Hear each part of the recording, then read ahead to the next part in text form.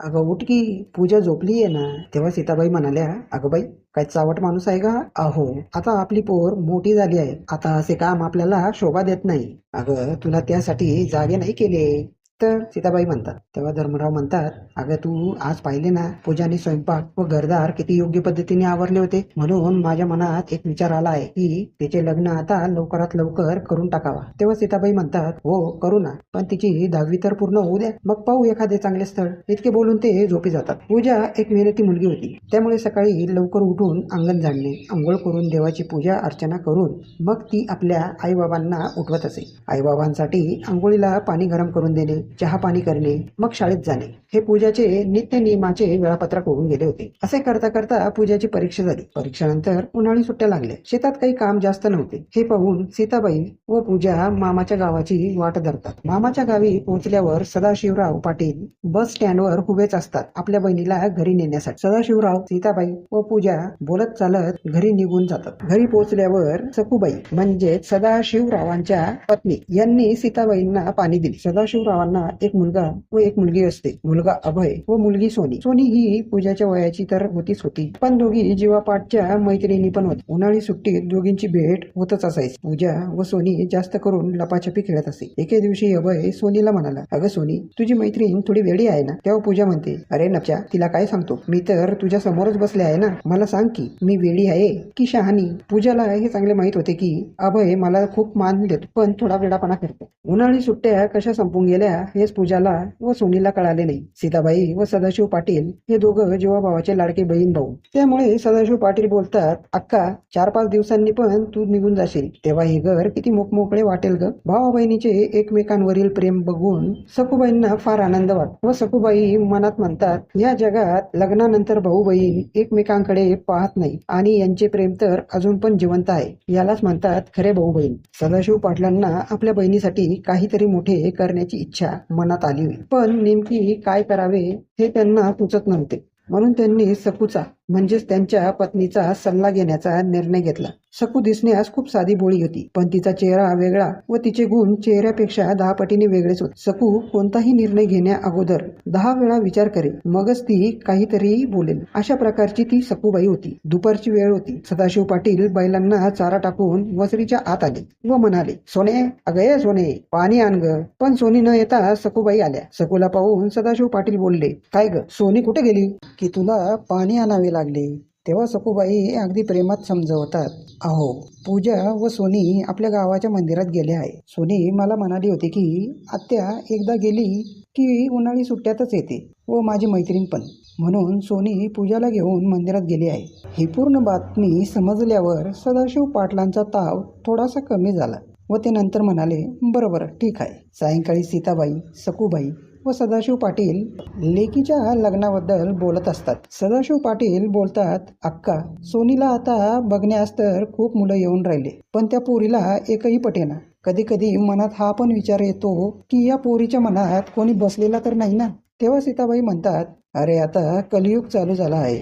या कलियुगात मुलींना स्वतःचा निर्णय घ्यायला आवडतो. आई वडिलांनी सांगितले की तू या मुलाबरोबर लग्न कर, तर त्या ऐकणार नाही आणि जास्त जोर दिला तर आत्महत्या. म्हणून मुलींना आपल्याच वंशातला मुलगा दाखवत राहायचा. केव्हा तिच्या मनातील दारं त्या मुलाला पाहून उघडतील. सीताबाईंचे बोलणे सदाशिव पाटलांच्या अंतःकरणी चांगलेच रुजून गेले व ते म्हणाले, अरे वा ताई, तू किती समजावून सांगते. सदाशिव पाटलांच्या या वाक्याने सीताबाई व सकूबाई दोघे हसून पडल्या. तेवढ्यात पूजा व सोनी तिथे येतात व विचारतात, काय झालं ग आई, हसायला? पण सकूबाई जास्त काही न बोलता इतकेच बोलतात की अगं, तुझे बाबा ना काही पण प्रश्न विचारून आम्हाला वेडे करून राहिले बघ ना. जिथे बाबांचे नाव आले तिथे सोनी अगदी गप्प होऊन जाई. म्हणून एकही शब्द न बोलता पूजा व सोनी घराच्या स्वयंपाक खोलीत जाण्यास निघाले. पण तितक्यात सदाशिव पाटील म्हणतात, थांबा, कुठे चाललात तिकडे, जरा इकडे तर या. मी केव्हाचा तुमची वाट पाहतो या, आणि तुम्ही कुठे गेले होते भटकंती करण्यास? तेव्हा पूजा म्हणते, अरे मामा, मी आणि सोनी मंदिरात गेलो होतो. तिथेच किती वेळ आम्ही गप्पा मारल्या, म्हणून घरी यायला उशीर झाला. सीताबाई, पूजा व सोनी या तिघी पाणी भरत असतात. तितक्यात सदाशिव पाटील बोलतात की अगं ताई, तुला दुपारची बस पकडायची आहे, तू कशाला इतकं काम करून राहिली? परंतु पूजा यावर उलट उत्तर देते, अरे मामा, तुझ्या घरी काय आम्ही रोज रोज पाणी भरायला येणार नाही आणि पाणी पण आता संपूर्ण भरून झाले आहे. सखूबाई व सोनी यांनी पुरणपोळी व बासुंदीचा बेत केला. दुपारच्या वेळेस सर्वांनी पोटभर जेवण केले. जेवण खूपच स्वादिष्ट असल्याने सर्वांनी 2 घास जास्तच खाल्ले.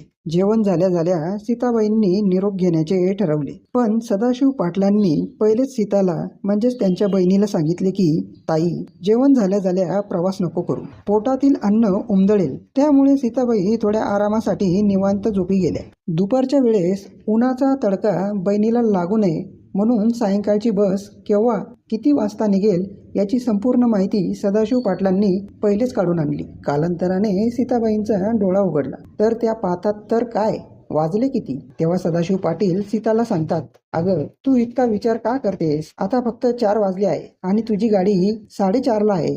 दुपारच्या वेळेस तुला पाठवणे मला काही योग्य वाटत नव्हते म्हणून तुला शांत झोपण्यास सांगितले. भावाच्या डोळ्यात प्रेम पाहून बहिणीला म्हणजे सीताबाईंना खूप आनंद झाला.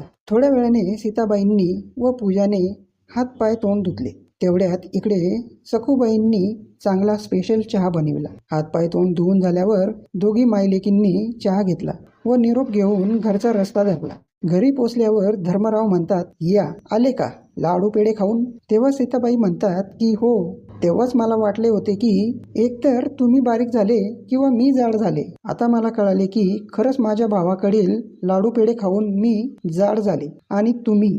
परंतु सीताबाईंना पुढे काही न बोलू देता धर्मराव म्हणतात, हा आता बस झालं कौतुक, चला या घरात. घरात 4 पायीवर बसल्यानंतर धर्मराव पूजाला म्हणतात, पूजा आता तू मोठी झाली आहे, तुझी 10वी कक्षाची परीक्षा झाली, आता लग्नाचे काय? वडिलांच्या या प्रश्नाला अचानक ऐकून तर पूजा 2 मिनिट एकदम शांत राहून गेली. पण नंतर पूजाने हिम्मत करून सांगितले की बाबा, मला लग्न करून 4 भिंतीत राहायचे नाही, तर मला जग पाहायचे आहे. खूप शिकून खूप मोठे व्हायचे आहे. पोरीच्या या उत्तराला प्रति उत्तर न देता धर्मराव काही न बोलता चुपचाप घरातून बाहेर निघून जातात. विश्वासराव प्रेमच्या 19व्या वाढदिवशी त्याला एक गाडी भेट म्हणून देतात. परंतु प्रेमला ती गाडी पसंत नव्हती. तरी पण त्याने आपल्या वडिलांचा मान ठेवून त्या गाडीचा स्वीकार केला. प्रेमला आपल्या आई वडिलांचा जास्त लळा नव्हता, कारण त्याला सर्वात जास्त लळा त्याच्या वहिनीचा होता. जे प्रेम त्याला आई वडिलांकडून मिळाले नाही ते सर्व प्रेम त्याला सपनाकडून मिळत होते. म्हणून तो सपनाला आई समान मानत असे. वहिनीच्या चांगल्या शिकवणीमुळे तो शाळा, कॉलेज, स्कॉलरशिप, खेळ इत्यादी गोष्टींमध्ये पहिला येत असे. प्रेम दिसायला खूप स्मार्ट होता व पैशांची अपार संपत्ती असल्याने मुली पण त्याच्या मागे पुढे फिरत होत्या. कित्येक मुलींनी तर त्याला प्रेमाचे पत्र पण दिले, पण ते प्रेमने घेतले नाही, कारण प्रेमला माहित होते की या सर्व मुली मला नाही तर माझ्या पैशाला पाहतात. म्हणून तो अशा मुलींपासून 4 हात दूर राहू लागला.